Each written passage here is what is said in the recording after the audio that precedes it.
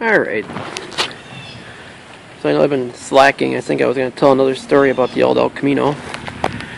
I kind of been putting it off and putting it off and putting it off. And I think it was either Cutworm or Stove Bolt 50 or somebody's like, hey, you gotta make a story, man. I want to hear more stories. So I thought about it. Had to find one that was appropriate. But back in 03-ish, I was working for a place.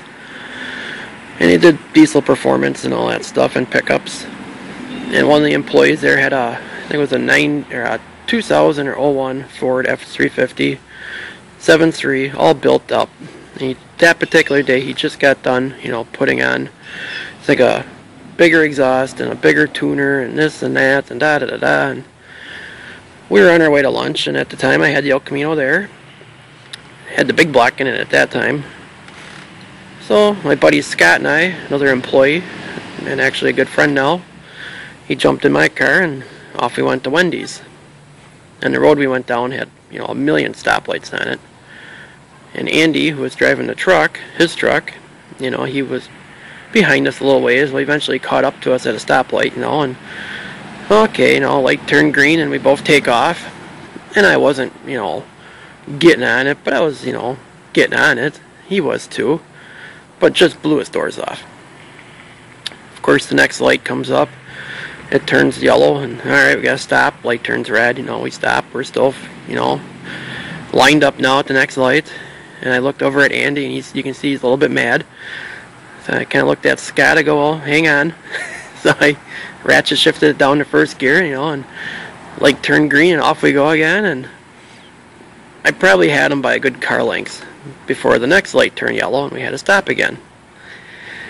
So, and in the mirror, you can see that the diesel pickup was just billowing black smoke. So, he was working it. Now we're at the third light. And I looked at Andy, and he is just pissed. Because I always made fun, my car is basically stock. The big block was just built, basically stock. I built it more for torque than, all-out racing. It's got a 273 gear in it, open differential, still has that in it. Turbo 400.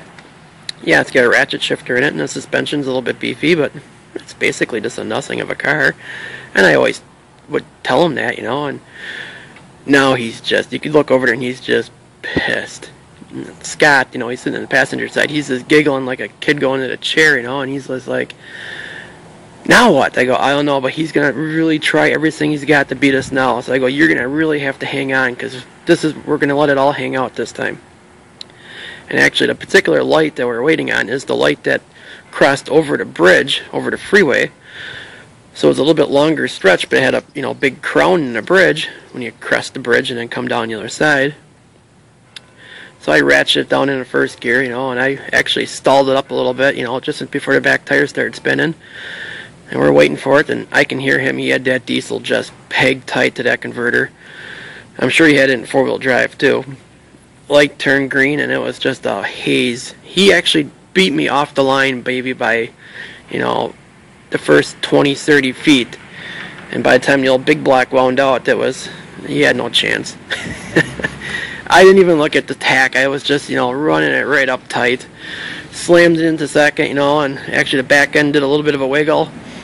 Tire broke loose, she grabbed, I let up a little bit, got a little bit of traction, and then stood right back in her again, and then wound her right up tight again and slammed into third. By this time we're cresting the bridge, and of course we're coming down the other side, and light turns yellow. Gotta stop.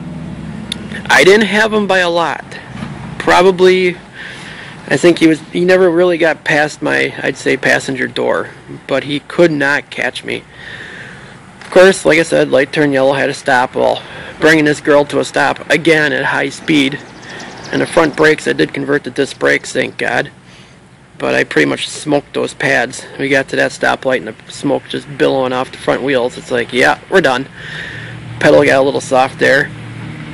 The next stoplight was actually where we were going, was Wendy's. So, I just kind of said, we're done. And I looked over at Andy, and he is beat red, cussing and swearing. So we pull into the Wendy's parking lot. I parked the car, went and just checked my rotors. They had a nice purple haze to them. He gets out his truck, and the first thing out of his mouth was, I won't use the actual word, but you know, that car isn't stock, you lying son of a bitch, you must have nitrous, you must have this, you know. And I just started giggling. I go, dude, there is nothing on this car that wasn't probably produced since 1972. I go, it's all original. Bullshit. And he just cussing and swearing. He actually wouldn't even eat with us. Yes, he sat at a different table, and we get back to work, and he's still cranky as all heck. You know, one of the owners comes out and he goes, what happened? And I told him the story, and he started giggling. But yeah, every time I see Scott, or you know, he always remembers that. He goes, yeah, I remember we were racing, you know, that truck, and you just blew his doors off. It's like, yeah, I know, good old Camino. So that was one of my cool stories, I guess, that I figured I'd share. I mean, there is a possibility I might have a big block in line for this, so you might just have to wait, but probably not too long. Big block might be coming here, so if that's the case, I'm pretty certain it's going back in this car. This car needs a big block. Small block's fun, but a big block would be just so much more funner. So that's it. Talk to you guys later.